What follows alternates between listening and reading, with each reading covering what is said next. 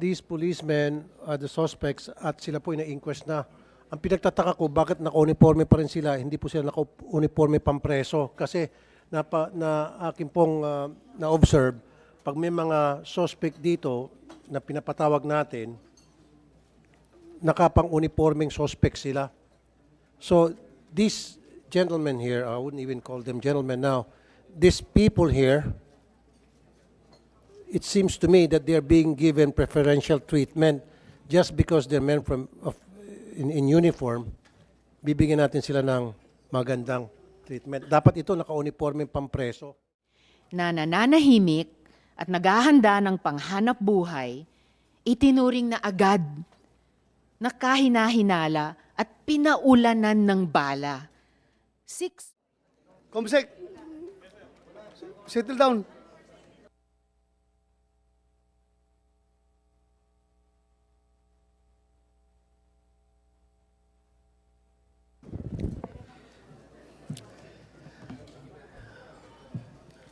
The hearing resumes.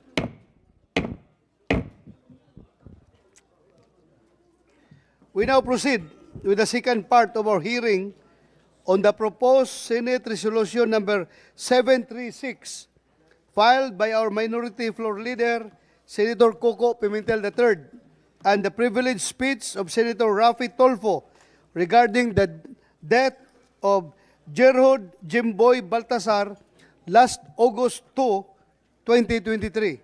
Mr. Chair. For the record, Senator Risa Hontiveros also filed proposed Senate Resolution number 742, which also seeks for a legislative inquiry on the death of Jimboy Baltasar, but has not yet been referred to this committee. Salamat kaayo, maybe Mr. this Chair. afternoon. Lagi. Salamat kaayo, Mr. Chair.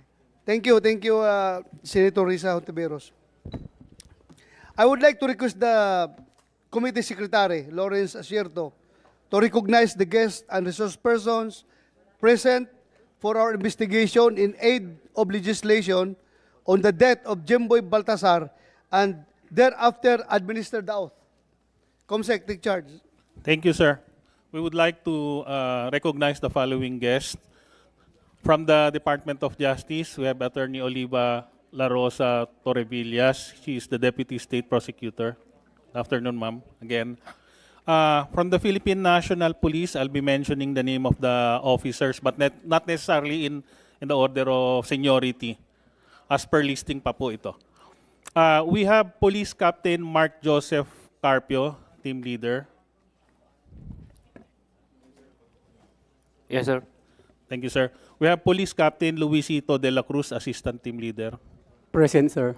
We have Police Captain Juanito Arabejo, Chief Investigation, NCPS. Asan siya? Comsec, Yes, sir. how about yung 6 na suspect? Andito? Wala pang binigay yung PNP, sir. Ha? Wala pang binigay na sir, yung PNP. Inimbitahan ba natin yun? Yes, sir. Kasama sila, sir. Included sila sa lister, yung 6 suspects. PNP, hindi nyo dinala? Nandyan daw po, Nandito sir. sila, yung 6? Nasa likod daw po sila, sir. Upo kayo dito.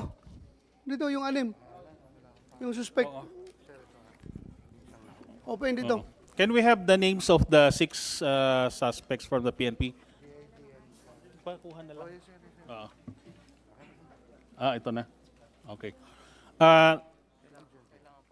We also have PCMS Joselito Galvez, investigator. We have PSSG Sami Lianderal, also investigator. We have the Deputy Chief for Administration, Police Lieutenant General Rodel O. Sermonia. Good afternoon, sir. We have also Police Brigadier General Rizalito G. Gapas, DD Northern Police District. Good afternoon, sir. We have Police Captain Melito B. Pabon, Chief CIS. We have PMSG Richard B. Canlas, CIS Investigator. We have PSSG Edmer G. Santos, CIS Investigator. We have Police Colonel Alan Umipig, sir. Good afternoon, sir. We have Police Major... Ano ka umibig?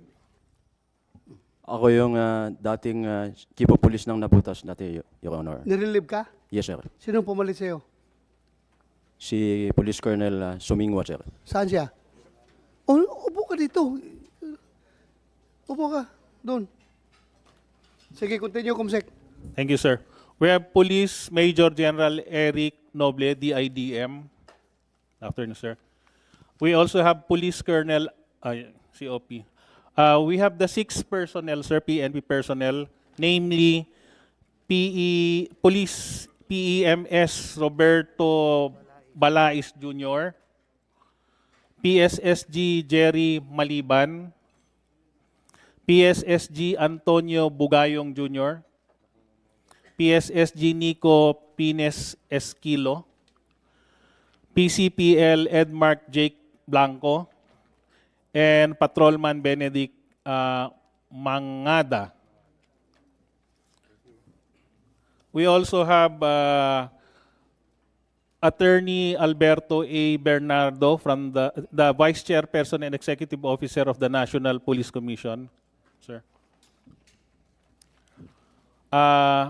We also have the Regional Director, Attorney Jimmy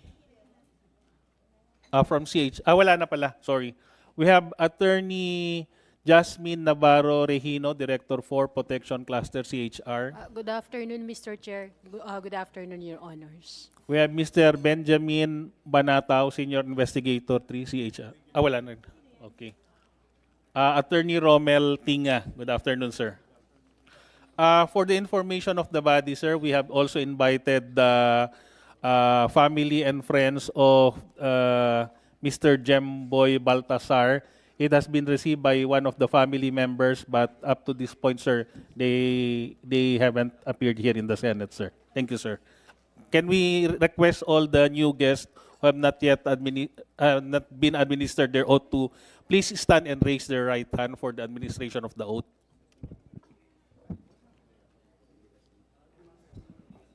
Attorney Tinga, please. Yung 6 po na police, lahat po ng police. And all other policemen who are here who might be probably called later on so that wala na pong delay. Do you Yung swear- mga nasa likod, Nasa likod na police. pwedeng magsalita mamaya, tumayo na lang kayo para wala mang bayad ito. Walang bayad ito. Yes, may we request everyone na lang siguro na Sige. police na nasa likod po. Yan. Thank you. Please raise your right hand. Do you swear to tell the truth, the whole truth, and nothing but the truth in this hearing and investigation? Thank you po. Please take your seat.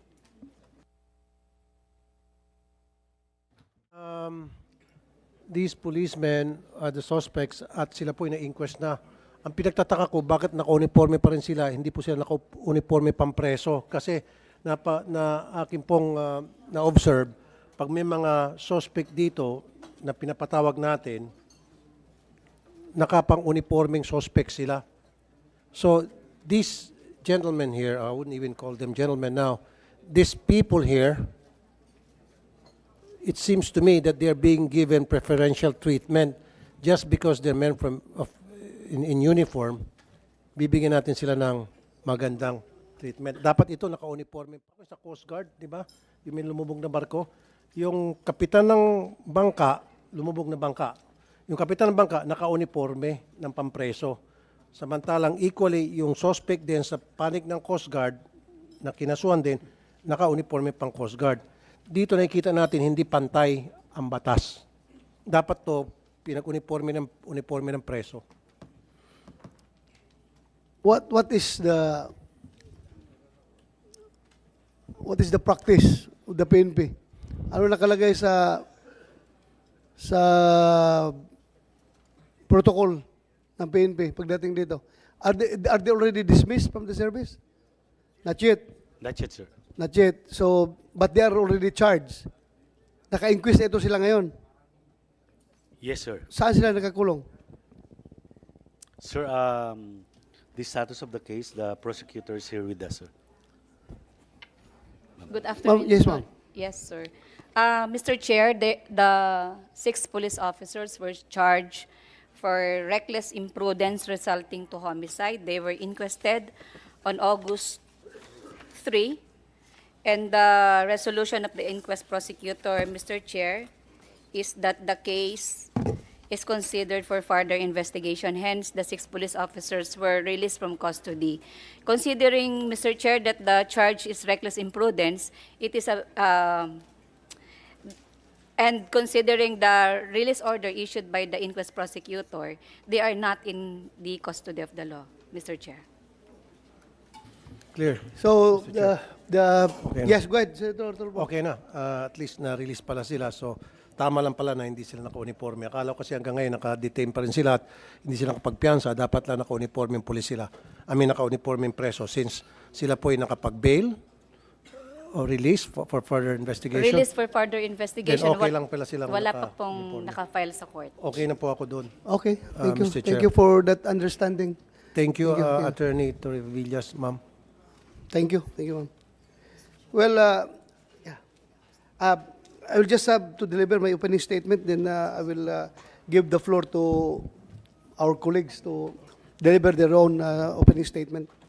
Pagkatapos natin mapag-usapan ang kagimbal-gimbal na pagpatay kay dating Vice Mayor Alameda at 5 pa niyang kasama, ngayon ay tutungo na naman tayo sa pagkamatay ni Gerard Jimboy Baltasar. Si Jimboy ay 17 anyos na binatilyo na napatay noong 2 araw ng Agosto, bandang 1:00 ng hapon, habang siya ay nag-aayos ng kanyang bangka kasama ang kanyang kaibigan. Sa mga naulila ni Jimboy, ako po ay taos-pusong nakikiramay sa inyong lahat. Bilang isa ring magulang, batid ko na wala ng mas masakit pa sa pait na dulot ng pagkamatay ng isang anak. Alam ko pong mas mahihirapan tayong tanggapin ang pagkawala ni Jimboy kung ito ay dahil sa kapabayaan ng mga taong nanumpang protektahan at pagsilbihan ang bawat Pilipino. Tulad ninyo ay agarang hustisya at pawang katotohanan rin ang aking hiling. I said this before and I will say it again, that the eye of justice favors no one. Walang kinikilingan kundi katotohanan.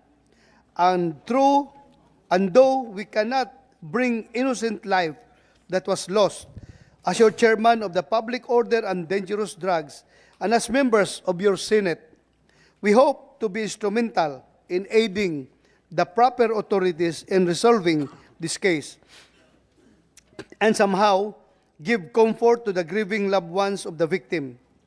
Similar to all our other hearings, we are here not to point fingers nor to determine the guilt of or innocence of anyone, but we will focus on the policy considerations which must be addressed by our resource persons today.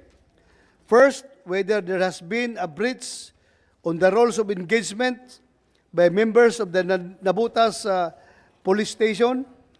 Second, whether the PNP guidelines in the use of body-worn cameras has been strictly followed. Third, whether there is sufficient training programs being conducted by the PNP to ensure that their personnel are at all times know policies and procedures on police operations. Kung ating bang mga kapulisan ay bago sila makagraduate sa PSBRC, ay talaga bang puspusan ba o talaga bang inaral nila ng gusto yung POP natin, Police Operational Procedures. Finally, for the information of the public, we will seek clarification on the status of administrative and criminal cases involving PNP personnel involved in shooting incidents during police operations. Maraming salamat po. This point, I would like to recognize also the presence of Police Brigadier General Melencio Nartatis Jr., the RD of NCRPO, and Police Brigadier General Joker Cuanzo. I would like to yield the floor to Senator Risa Hontiveros for her opening statement. Salamat kaayo, Mr. Chair. Magandang hapon po sa lahat. Lalo na sa mga kamag-anak at kaibigan ni Jemboy na nakikinig sa atin. Taos-pusong pakikiramay po sa inyo. Napakalaki po ng pagitan sa batas at sa pagiging alagad ng batas, the law, and being servants of the law. Nakakalungkot na ngayong hapon, kailangan pa nating harapin na hindi alam ng ilan ng mga kapulisan ang pagkakaiba. Nananahimik at naghahanda ng panghanap buhay, itinuring na agad na kahina-hinala at pinaulanan ng bala. 6. Aba, ano pong akala nyo sa mamamayan? Pang target practice? Nakalimutan nyo na agad lahat ng training nyo sa de-escalation tactics. At wala man lang po ba sa buong team ang nagsabi ba na maghinay-hinay? Mga sir, you are supposed to preserve life, not take it. Anong masyadong kahina-hinala, suspicious, o threatening sa pag-ayos, paglilinis ng bangka na kinailangang mga miyembro pa ng SWAT at intelligence service ang re-responde sa isang 17 anyos na wala namang kadaladalang armas. At pagkatapos nyong pagbabarilin, iniwan nyo ang katawan ng biktima na labag sa mga alituntunin ng PNP. Kaninong desisyon na iwan at iabandona ang katawan ni Jemboy? Sinabihan po ang isang witness ng isang armado na nagpakilalang pulis na, quote, sabihin na may droga si Jemboy, close quote. At amin itong kinumpirma sa abogado niya. Before this committee, before our chair, before the leadership of the PNP na nandirito, hinihingi ko po sa ating kapulisan na tiyakin ang kaligtasan ng witness na ito. At kung wag naman sana may mangyari sa kanya at sa sino mang miyembro ng kanyang pamilya, ay kayo po ang ating mga alagad sa PNP sa pamamagitan ngayong hapon ni Police Lieutenant General Sermonia. Kayo po ang papapanagutin ko. At hindi pa natatapos dyan ang kalbaryo ng pamilya ni Jemboy. Ilang araw matapos nilang mamatayan ng anak, reckless imprudence resulting in homicide ang naging kaso ng mga sangkot. Parang ang lumalabas, aksidente lang ang nangyari na walang intensyong pumatay nang pinaulanan nila ng bala ang bata. I want to know the reasoning behind the filing of such a case. Yang lahat-lahat na yan na ba ang sinasabing new era of policing? Let me reiterate the statement of Caloocan Bishop Pablo Virgilio David. Hindi kayo inatasan, binihisan ng uniforme, inarmasan, at binabayaran mula sa buwis ng bayan para pumatay. Kaya nga may guidelines ang PNP mula Intelligence Operational Plan, andyan ang PNP Manual, dapat may incident report, hanggang sa bawat bala na ipinutok ninyo sa operation, everything should be accounted for. Sa kasamaang palad, nagtitipon tayo ngayong hapon dahil maraming hindi nasunod sa sistema. Ang sinumpaan po ninyo ay maayos at matapat na paglilingkod. Pero imbes na serve and protect, naging harm and oppress. Lalo na para kay Jemboy. At kay Kian de los Santos, para kay Kulot de Guzman, kay Carl Arnaiz, sa mga kababayan nating mahihirap at sa libo-libo pang mga biktima ng mabibigat na kamay ng pulisya. Totoo, ibang kalbaryo pa ang pagiging mahirap, lalo na dito sa Pilipinas. But let's strive for a country where being poor does not paint a target on one's back. Salamat po, Mr. Chair. Thank you, Senator Rizal Ontiveros. Before I yield